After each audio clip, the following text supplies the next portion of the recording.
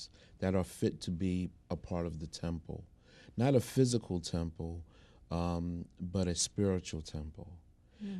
So we use symbols like the square to square our actions, and the compasses to circumscribe a circle in which we keep our passions.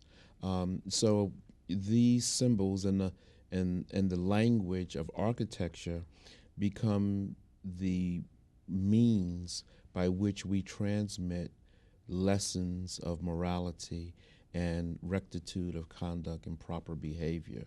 And so that's why geometry and architecture, that's very important to Freemasonry.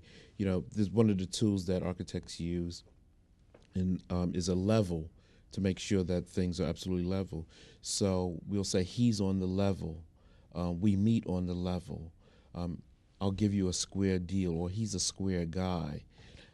These are terms that come out of Freemasonry because we associate them with the tools of the builders, which become symbols of morality for us.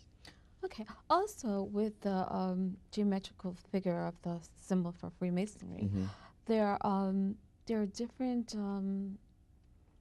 the shapes. There's when you count how many triangles. Is it triangles or is it? Correct me if I'm wrong. I'm not sure exactly what you're referring to, but if you're talking about, I mean, you know, there's certain numbers that are significant within Freemasonry. I can't reveal all of that to you, but there's certain numbers that are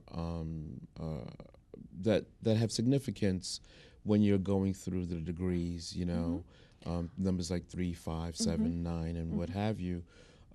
If you go to, for example, the House of the Temple, which is the headquarters for the Scottish Rite in the southern jurisdiction, it's a beautiful edifice, and there are stairs leading up to the front door, and there's two huge sphinxes outside, like you have in Egypt. But the steps, the first set of stairs is 3, the next set of stairs is 5, and then 7, and then 9. That's all very significant. What's also interesting, Mozart, as a Freemason, wrote an opera, The Magic Flute, and people may agree or disagree as to whether it's a great opera or not, but everyone agrees that it's a Masonic opera. And basically, he has a lot of Freemasonry in that opera, but he uses in his notation system, a lot of those numbers figure prominently in the music itself. So again, numbers can teach, you know, wonderful lessons, and they hold a lot of value for us. Okay, I understand what you're saying. I was wondering if you could just elaborate. If I'm pushing it, you can let me know. I know the number 33 is a very big number. Well, can you tell us a little bit more? In Freemasonry, there are, you take basically your first 3 degrees, and then there are degrees going from the 4th degree to the 32nd degree. That you can get on your own. The 33rd degree is an honorary degree. It's by invitation only. You can't ask for it. You can't petition for it. As soon as you ask, can I have it, you're placed on a list of people never to receive it. That's one of the things. You can never ask for it. Maybe you'll get it, maybe you won't. Very few men do. One day when you're sitting at home watching TV, your phone will ring and you'll get a call saying that you've received it, which is how I was notified of it when I received it last year.